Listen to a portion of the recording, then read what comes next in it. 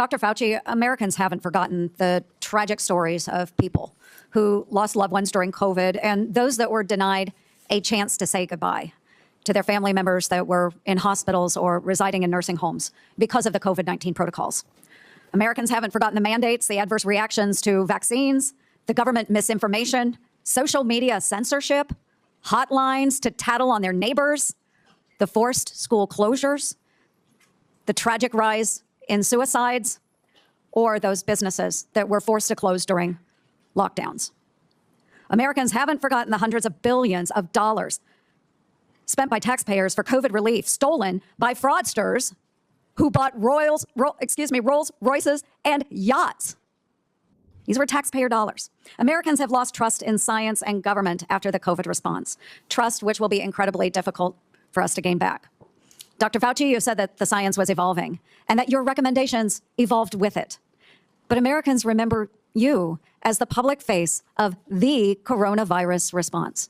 As one of the nation's most trusted voices, you urged policies you said were absolutely necessary, even when those policies came at an enormous human and economic cost. And Americans deserve answers about reports that you may have worked with others to pressure the president into adopting the slow the spread strategy, and why you later sought an unconditional pardon for crimes you may have committed dating back to 2014. Dr. Fauci, in 2022, you had a taxpayer-funded salary of $480,000 a year. You were, in fact, the highest paid federal employee in the entire federal government, even making more than the NIH director and the president of the United States. According to now public documents, that was due in large part to your work on biodefense. Unreported is how NIAID spent over $1 billion from 2009 to 2026 in biodefense and influenza federal contracts and subcontracts. My office uncovered records on usaspending.gov that show from 2015 to 2020, NIAID paid out $515,418 in subcontracts to Harbin Veterinary Institute in Harbin, China, including $100,000 a few days after it opened a BSL-4 biolab in 2018. That very same institute was criticized for doing gain-of-function bird flu research in 2013, and yet you were funding them for years after that, sending U.S. taxpayer dollars to China.